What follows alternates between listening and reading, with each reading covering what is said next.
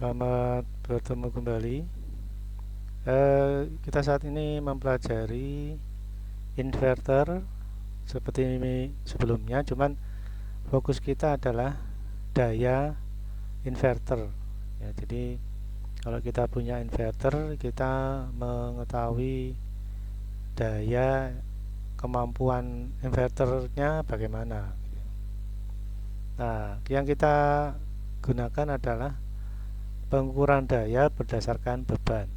Jadi nanti kita akan kasih inverter kita itu sebuah beban, lalu kita ukur dayanya.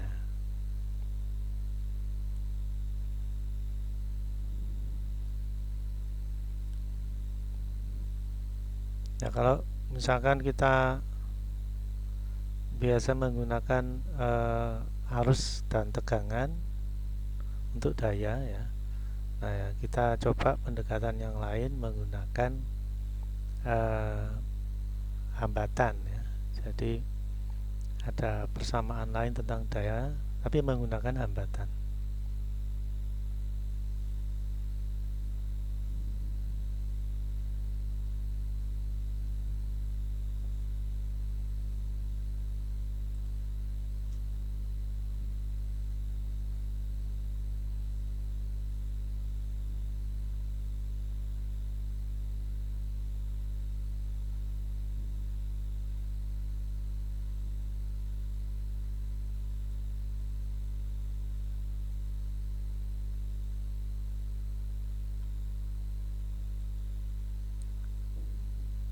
Baik, kita lanjutkan lagi.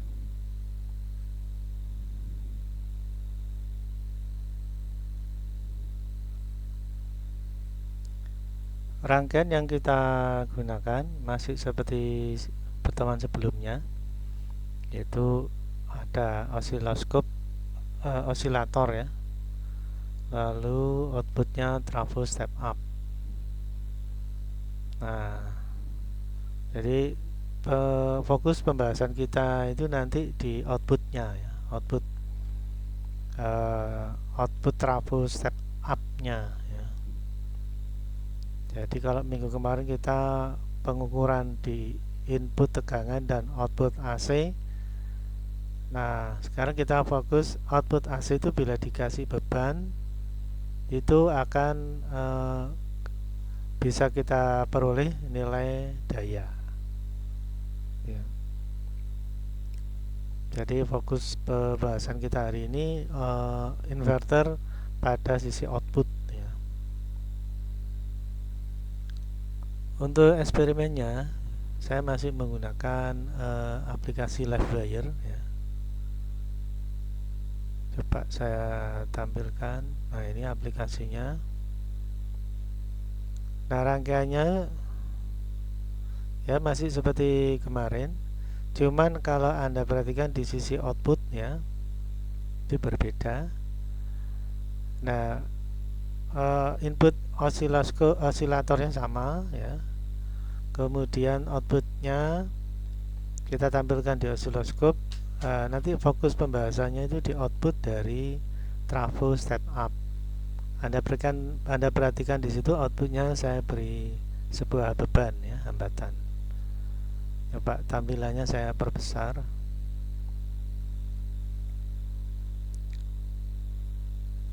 Nah, ini ya tampilannya sudah cukup ya. Ini bagian yang kita fokus pelajari yaitu di output. Anda perhatikan di situ pengukuran ada pada beban ya. Bebannya resistor ya, beban output dari inverter ya. Nanti kita ukur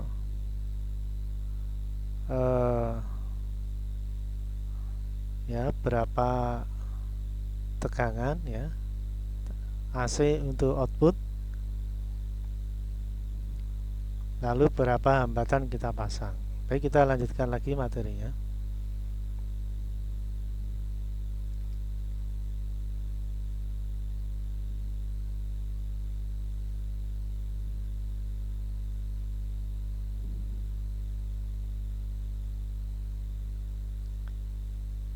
ini rangkaian seperti yang kita gunakan tadi, output trafonya ya. Yang kita fokus di outputnya ya. Kita kasih beban outputnya 22 ohm. Nah, kita nanti ukur tegangan. Nanti tegangan berapa, lalu hambatan berapa, nanti ketemu daya. Sumber energi seperti tegangan listrik akan menghasilkan daya listrik, sedangkan beban yang terhubung dengannya akan menyerap daya listrik tersebut. Daya listrik adalah tingkat konsumsi energi dalam sebuah sirkuit atau rangkaian listrik. Daya listrik adalah tingkat konsumsi energi dalam sebuah sirkuit atau rangkaian listrik ya. Sehingga kalau misalkan ada rumah yang dayanya sampai 1200 watt misalkan ya, maka konsumsi dayanya akan lebih besar dari 900 watt. Nah, tentunya yang 1200 akan banyak perangkat yang dihidupkan ya. Nah, kalau 900 ya otomatis nggak terlalu banyak ya. Nah, terlihat bahwa daya listrik itu adalah tingkat konsumsi energi dalam sebuah sirkuit atau rangkaian listrik. Sehingga ada rumah yang dayanya besar, ya berarti konsumsi energi dalam rumah itu besar. Lampu pijar menyerap daya listrik yang diterimanya dan mengubah menjadi cahaya. Jadi kalau lampu pijar itu cahayanya terang, ya, maka daya listrik yang diserap juga besar. Sehingga daya dikonversi menjadi cahaya ya, cahayanya terang, dayanya besar. Atau kalau wattnya besar pasti cahayanya terang. Nah, kurang lebih seperti itu. Nah, kalau daya besar berarti tingkat konsumsi energi dalam sebuah sirkuit tersebut akan besar gitu ya. Jadi daya besar pada lampu ya otomatis terang lampunya dan listriknya juga besar. Nah, sekarang kita fokus ke pengukuran daya. Daya sama dengan tegangan kali arus. Nah, itu sudah umum ya. Nah, kita coba pendekatan daya sama dengan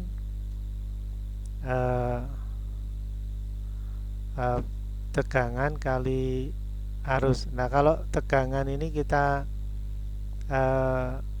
konversi ya, V sama dengan I kali R ya. Bisa jadi I sama dengan V dibagi R, maka akan diperoleh V kuadrat dibagi R. Nah, itu untuk menghitung daya. Nah, ini kita gunakan pendekatan yang terakhir karena itu kita gunakan beban ya. Ada beban resistor di output inverter. P adalah daya listrik dengan satuan watt, V tegangan listrik dengan satuan volt, I arus listrik dengan satuan ampere, dan R hambatan dengan satuan ohm. Nah, yang kita gunakan untuk menghitung daya adalah tegangan listrik dengan satuan volt dibagi dengan hambatan dengan satuan ohm. Nah, ini pendekatan yang kita gunakan hari ini ya. Dan pengukuran daya itu berbagai metode ya. Cuman yang kita gunakan nanti adalah rumus yang terakhir, P sama dengan V kuadrat dibagi R.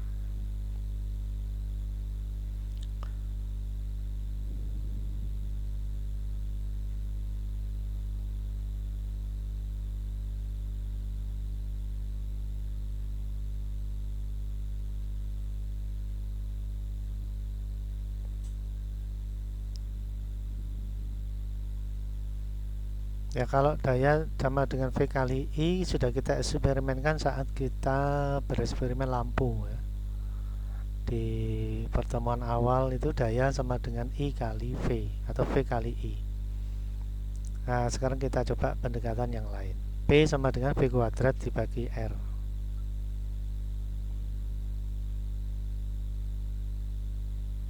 Baik, kita lanjutkan materinya. Arus power inverter DC to AC. Inverter DC to AC merupakan sebuah alat untuk mengubah tegangan DC ke arus bolak-balik AC. Tegangan input biasanya 12 volt, lalu outputnya 220 volt AC ya. Jadi DC ke AC. Inverter memiliki spesifikasi berdasarkan output beban dalam satuan watt. Nah, ini yang kita fokuskan ya. Jadi spesifikasi itu berarti berapa dayanya misalkan.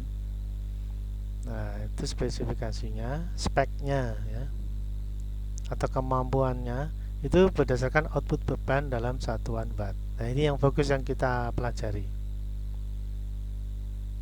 ya. Kalau bebannya besar ya, otomatis dibutuhkan satu daya inverter yang besar.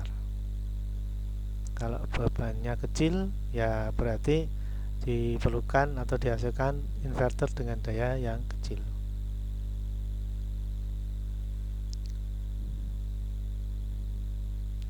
Karena itulah kalau memang kita butuh watt yang banyak, alat-alat yang banyak, ya kita pilih inverter yang berdaya besar ya, kurang lebih itu. Nah, jangan sampai kita butuh perangkat banyak tapi inverter yang kita beli daya kecil karena harga murah, ya tidak bisa ya, tidak bisa digunakan nanti. Kita lanjutkan lagi. Nah, ini daya inverter DC ke AC. Bila menggunakan aki 12 volt dengan inverter daya 1000 watt ya, maka aki yang digunakan sebaiknya kapasitas 100 ampere hours ya, atau 1/10 dari beban output maksimal inverter yang digunakan ya. Jadi maksudnya gini, kalau misalkan kita perlu pahami bahwa inverter ya 1000 watt misalkan terpasang aki dengan daya ampere yang kecil misalkan ya, cuman 4 ampere sepeda motor, itu nggak mungkin mengeluarkan daya sampai 1000 watt ya. Nah, terus bagaimana ya? Berarti pendekatan perhitungannya adalah aki yang digunakan sebaiknya kapasitas 100 ampere hours atau 1/10 dari beban output inverter yang digunakan. Nah, kalau outputnya 1000 watt, 1/10 dari 1000 watt itu adalah ampernya aki ya. Jadi 1000 watt outputnya, maka ampere akinya adalah 1/10 dari 1000, yaitu sekitar 100 ampere. Nah, atau kalau aki yang kita pasang sampai 100 ampere, maka daya dihasilkan akan bisa mendekati 1000 watt. Kurang lebih seperti itu. Karena tidak mungkin aki daya kecil ya, ampere kecil mampu menghasilkan arus besar, itu tidak mungkin. Dari mana itu? Dari konsep yang sederhana ya, tentunya daya input sama dengan daya output. Perhitungan arus yang digunakan aki dan inverter 1000 watt untuk menghidupkan lampu dengan daya 1000 watt ya, tentunya enggak lampu ya, mungkin perangkat elektronik ya, sampai 1000 watt. Rumus daya V input kali arus input sama dengan V output kali output. Nah, ini yang saya maksud dengan daya input itu sama dengan daya output ya. Nggak mungkin daya input yang kecil menghasilkan daya output yang besar, itu nggak mungkin. Pasti daya input sama dengan daya output. Nah, kalau menghasilkan daya output yang besar ya tentunya daya input juga ikut besar ya. Contohnya ini ya, aki 12 volt dengan arus 86,8 ampere, maka direncanakan mampu menghasilkan tegangan 220 dengan arus 4,5 ampere ya. Kalau Anda lihat di situ, arus aki kan 86 atau 1/10 daya output ya. Nah, sekarang kalau outputnya 220, ampernya 4,5 kan juga 1000 watt. Jadi inputnya 1000 watt, outputnya juga 1000 watt. Nanti kita bisa variasinya di tegangan ya. Kalau inputnya tegangan 12 volt dan outputnya 220 volt. Ya, arus inputnya tentunya jauh lebih besar dari arus outputnya, namun daya input akan sama dengan daya output. Nah, ini 12 volt kali ampernya sama dengan 1000 watt ya. Akan sama dengan tegangan 220 volt ya, outputnya ini kali ampernya ya, itu akan sama dengan 1000 watt juga ya. Jadi 1000 watt input atau daya input sama dengan kurang lebih sama dengan 1000 watt daya output. Ya, secara sederhana ada di persamaan itu ya, V tegangan input kali arus input sama dengan tegangan output kali arus output. Kalau inputnya 1000 watt maka outputnya akan dihasilkan mencapai 1000 watt juga gitu ya. Jadi 12 volt kali 4 misalkan ya, sekitar berapa itu, 46 misalkan, 40 watt. Nggak mungkin mampu menghasilkan 1000 watt. Nah itu nggak mungkin karena bila tidak masukkan dalam persamaan tidak sesuai ya, daya input akan tidak sama dengan daya output. Nah itu ya, perlu kita pahami itu. Walaupun tertulis 1000 watt, ternyata aki yang Anda pasang cuma 4 ampere ya nggak akan nyampe 1000 watt ya. Nah, perlu kita pahami itu cara merakitnya ya. Baik, kita lanjutkan lagi.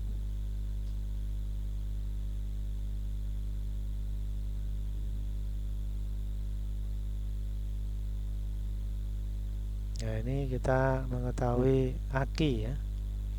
Ini aki mobil. Untuk mengetahui berapa ampere hours ya. AH itu ampere hours. Nah, untuk aki yang sebelah kiri tertulis 65 ampere hours. Untuk yang aki sebelah kanan tertulis 55 ampere hours. Ya. Jadi aki tersebut mempunyai spesifikasi, ada yang 65, ada yang 55 ampere hours. Nah, kalau dipasang inverter 1000 watt ya tentunya nggak nyampe 1000 ini ya. Ya kemungkinan 700 900 lah ya. Kalau kita pasang inverter 1000 watt akinya cuma 65 ya, ya tentunya 700 900 lah. Nah kalau kita kasih aki yang sepeda motor ya tentunya kecil sekali nanti output dayanya, walaupun inverternya tertulis 1000 watt, tentunya nggak nyampe 1000 watt, tergantung berapa aki, berapa tegangan dan arus aki yang terpasang. Nah ini mesti kita pahami dengan positif ya, apalagi kita mempelajari alat ukur dan pengukuran.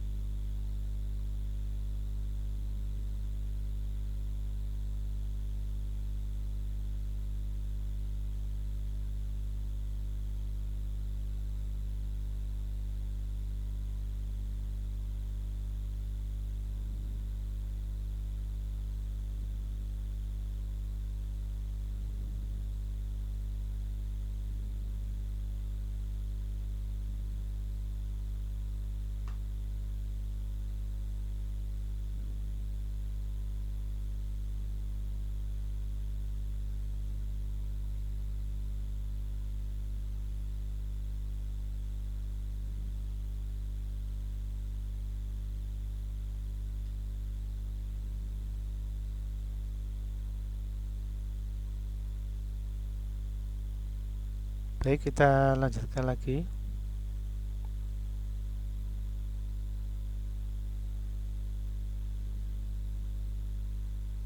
Ya, sekarang kita fokus ke rangkaian.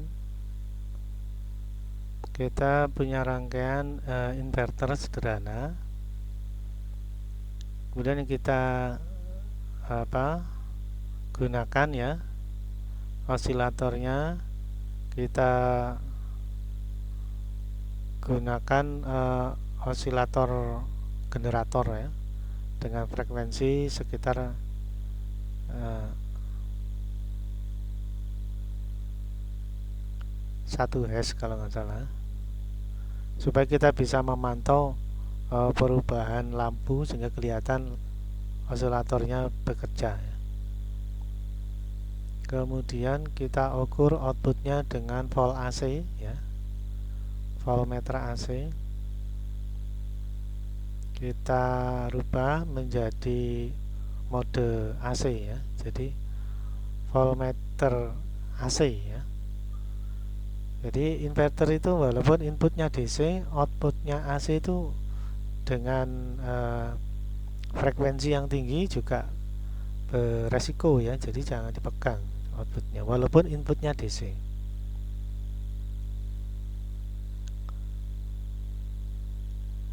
Kemudian osiloskopnya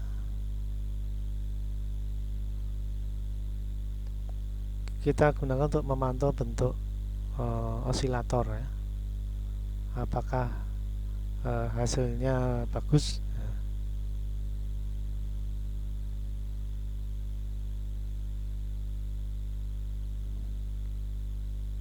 ya. Jadi kita memantau input dan outputnya ya. Baik, kita lanjutkan eksperimennya.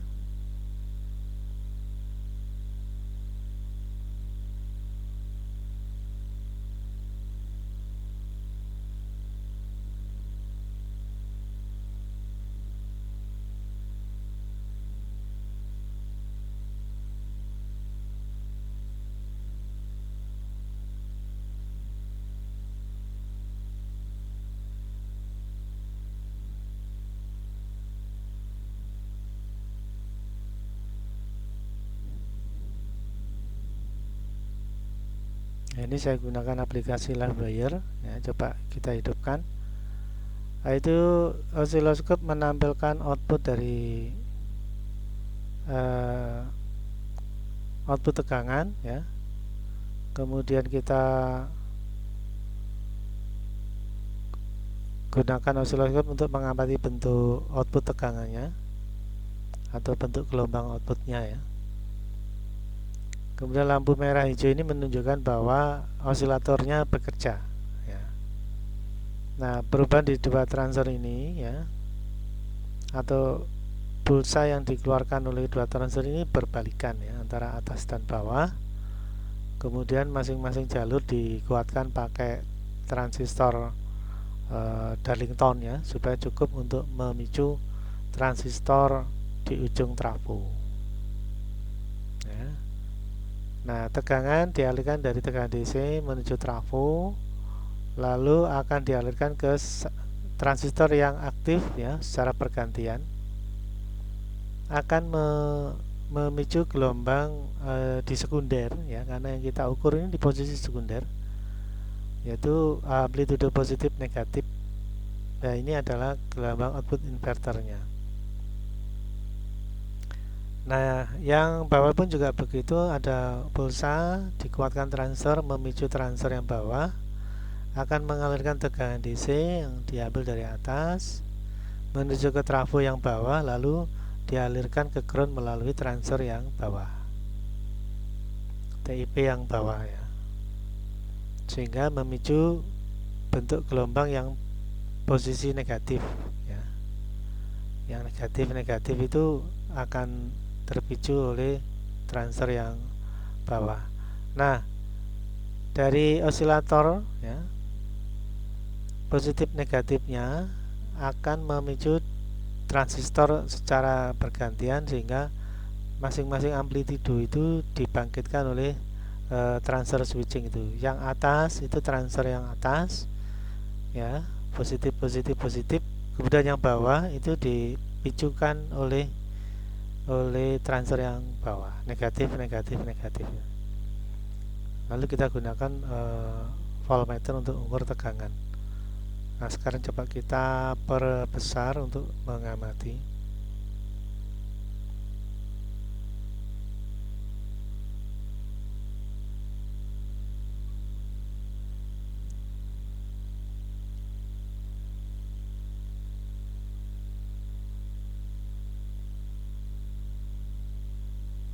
Nah, ini osilatornya saya tampilkan supaya kelihatan kalau osilatornya bekerja, ya.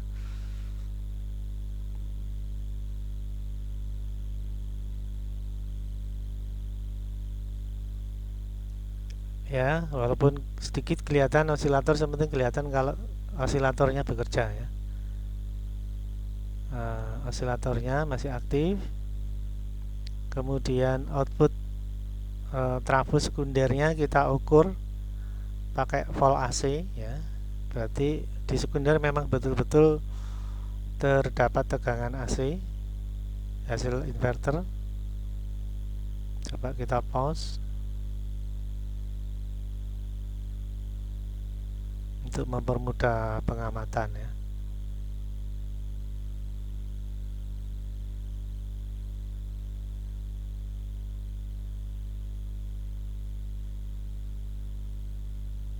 Nah, ini tegangan maksimal sekitar 4 volt, ya. Volt AC, ya, 4 volt AC. Jadi tegangan terukur rata-rata 4 volt AC. Lalu resistor terpasang atau sebagai bebannya adalah 22 ohm. Nah, kita dapatkan hasil pengukuran tegangan AC 4 volt, lalu hambatannya 22 ohm. Nah, ini akan kita gunakan untuk mengukur daya, ya. Ada tegangan dan ada hambatan, ya, sesuai persamaan yang kita bahas sebelumnya, ya, yaitu daya sama dengan V kuadrat dibagi hambatan. Nah, sekarang kita ukur coba yang lain frekuensinya. Ini kalau kita pause lalu kita pastikan satu gelombang, ya. Time per diff-nya di sini 1 detik time per diff-nya, ya, atau satu detik, atau 1 second, detik kedua, detik ketiga. Nah, ternyata satu gelombangnya ini adalah mulai awal, ya. Coba ini kalau kita buat satu gelombang yang bagus, gelombangnya konstan, ya. Anda perhatikan di sini awal gelombang, ya, dari 0 ke bawah amplitudo negatifnya, kemudian amplitudo positifnya, ya. Nah, setelah pada detik pertama ternyata dimulai gelombang yang kedua. Nah, ini berarti mulai detik 0 sampai detik 1 ini adalah satu periode atau satu gelombang, ya, karena di detik berikutnya terdapat gelombang yang sama. Nah, ini berarti ini adalah satu periode adalah 0 sampai 1 untuk satu gelombang atau satu detik, ya. Karena dalam satu detik itu terdapat satu gelombang, detik yang lain juga gelombang yang sama, ya. Sehingga kalau diumpamakan dalam satu minggu, ya, jadi Senin, Selasa, Rabu, Kamis, Jumat, Sabtu, Minggu, setelah Minggu Senin lagi, ya. Nah, ini berarti minggu kedua, ya. Jadi Senin, Selasa, Rabu, Kamis, Jumat, Sabtu, Minggu. Nah, Senin berikutnya ini adalah minggu ketiga dan seterusnya. Ini berarti satu periode dalam satu minggu. Nah, dalam gelombang dimulai dari amplitudo negatif bisa, positif bisa, sementing dalam satu gelombang itu membentuk satu bentuk gelombang yang berulang-ulang, ya. Nah, ini kebetulan dalam satu gelombang negatif dan positif itu ada pada detik sampai ke 1, kemudian setelah detik ke 1 muncul gelombang yang sama ya pada detik berikutnya. Ini berarti satu gelombang ya. Di gelombang berikutnya mulai dari detik ke 1 ya sampai detik kedua. Ini berarti gelombang kedua ya. Dan gelombang ketiga pada detik ketiga ya. Ya, kita hanya menghitung berapa periode dalam satu gelombang. Ya, ternyata periodenya 1 detik. Terdapat gelombang yang sama dalam 1 detik berikutnya. Nah, itu. Berarti periodenya adalah 1 detik.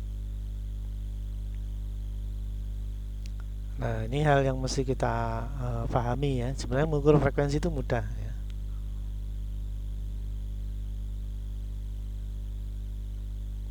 Nah, kemudian data-data tadi kita simpan ya, dicatat, kemudian kita masukkan dalam rumus pengukuran daya inverter ya. Hasil pengukuran ya, tegangannya 4 volt AC, kemudian hambatannya 22 ohm ya, dan sudah kita eksperimenkan tegangan yang kita ukur ya. Resistor yang terpasang adalah 22 ohm. Nah, rumus daya yang kita gunakan adalah daya sama dengan V kuadrat dibagi R. V nya tegangannya 4 dikuadratkan lalu dibagi 22 didapatkan 0,72 watt. Nah, berarti inverter yang kita eksperimenkan tadi adalah 0,72 watt. Nah, ini kan untuk eksperimen ya, mungkin Anda anggap kok kecil sekali ya. Ya, ini kan untuk eksperimen ya, tentunya untuk belajar. Nah, dari osilator yang cuma 1 Hz, tegangan 9 volt sudah didapatkan daya 0,72 watt. Ini untuk belajar ya. Nah, tentunya untuk daya yang besar ya frekuensinya jauh lebih tinggi. Hasil pengukuran time per diffnya itu 1 detik, sehingga kita sudah eksperimenkan frekuensinya. Nah, dari 0 ke 1 detik itu 1 gelombang ya. Nah, itu satu periode istilahnya ya. Karena dalam detik yang kedua terhadap gelombang yang sama. Berarti gelombang yang kedua, dan satu gelombangnya itu antara 0 sampai 1, kemudian detik ke 1 sampai detik kedua, itu gelombang yang kedua. Nah, akhirnya bisa ditimbulkan bahwa periodenya adalah 1 detik. Nah, rumus frekuensi adalah seper periode. Nah, karena 1 dibagi 1 detik ya, dengan satuan Hz, sehingga diperoleh frekuensinya 1 Hz ya. Jadi eksperimen kita itu osilatornya 1 Hz, dan daya outputnya juga frekuensinya sama 1 Hz, kemudian dayanya 0,72 watt. Nah, ini paling tidak hasil eksperimen kita, walaupun sifatnya kecil tapi untuk pembelajaran ya, bagaimana mengukur daya pada sebuah inverter.